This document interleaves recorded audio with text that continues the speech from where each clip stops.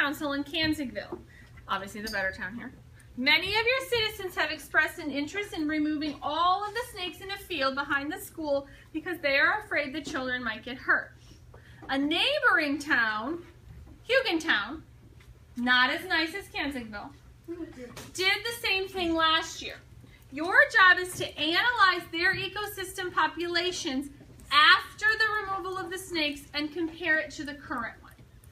Okay, so here's Hugontown. Here's what they did. About when did they remove the snakes? About what time? And tell me how you know that. Marissa? Around March, because that's when all the snakes dropped. Good. So right here, right before March happened, you see that on the graph, zoop, right down. Okay, that's when they removed it. So because of this, what are some other things you noticed? When that happened, what were some other observations that you made? Hannah?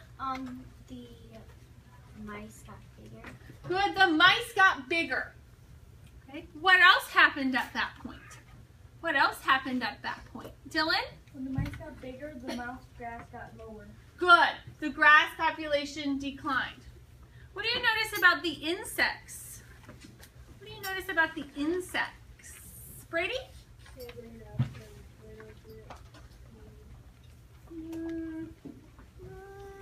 don't know.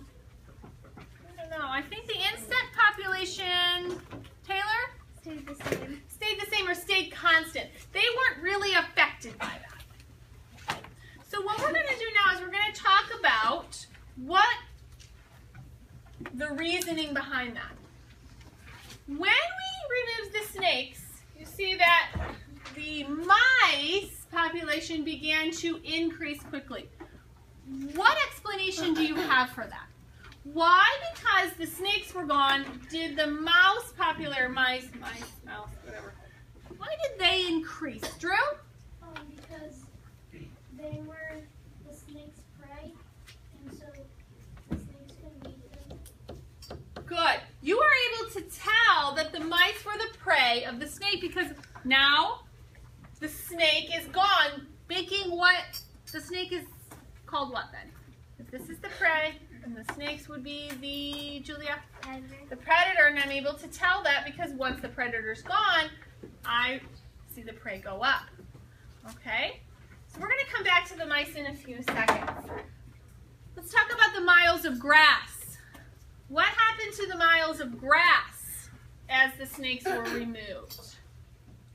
The snakes were removed. Courtney? They went down. It kept once it started to go down. Good, it decreased. Someone give me an explanation for the reasoning there. Someone give me an explanation for the reasoning there. Sean? Once the snakes died, the mice went up and they kept eating the grass. Good. Can I pause you there?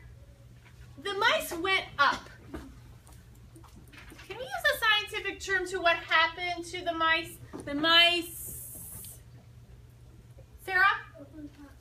Good, they overpopulated. And because the mice overpopulated, what happened to the grass and why? What does that tell you? What does that tell you? Carl? Mice ate the grass, and so when mice grew, the grass went down. Good, because there's an overpopulation of mice now, they were eating all the grass. Okay, let's go back here for a second. What happened? Now this is pretend, remember?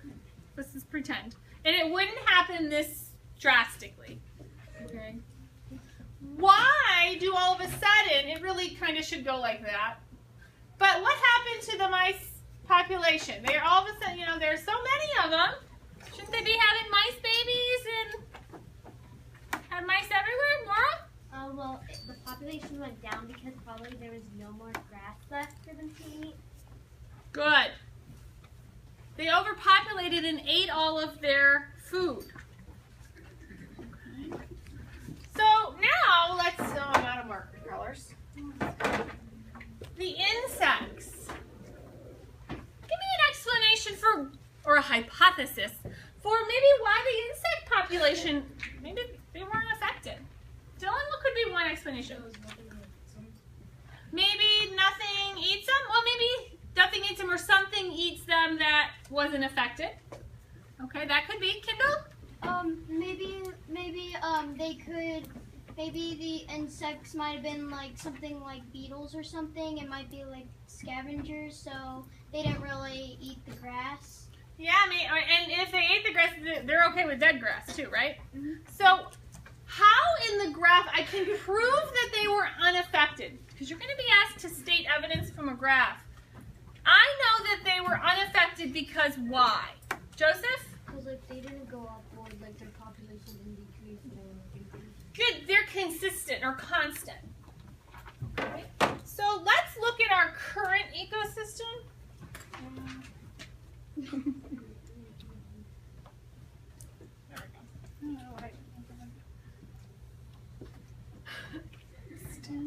Okay, so this is the wonderful town of Kansingville, and this is, we haven't removed anything.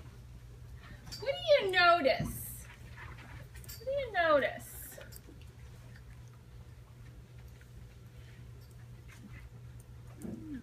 Megan? Yeah, it's pretty consistent, right? Everything's pretty consistent. Everything's pretty consistent, aren't they? Okay. Now, rattlesnakes, there are less rattlesnakes than mice. And there should be. Why? Why should there be less snakes or predators than mice, the prey? Annapurna? Because if there's two rattlesnakes, then they'll eat all the mice, and then they won't have any food. Good. Remember that energy pyramid where there needs to be less of each consumer because as it goes up, only that 10% is passed. Okay. So, tonight, you're going to be asked to do something very similar, and you're going to be asked to look at a graph, okay, see who eats what based on the graph, okay, and then make some decisions. Okay. So do you think it's a good idea if we remove the snakes? No. Because then what are some of those consequences of removing the snakes? Abby? If the rattlesnakes were gone, then their mice would be, the mice would overpopulate, and then we wouldn't have that much grass. Good. And we talked about in Yellowstone, okay, what is the purpose of grass and other ground vegetation? We talked about that. What purpose does that serve? Max? It gives energy off. It does. So some other organisms need it.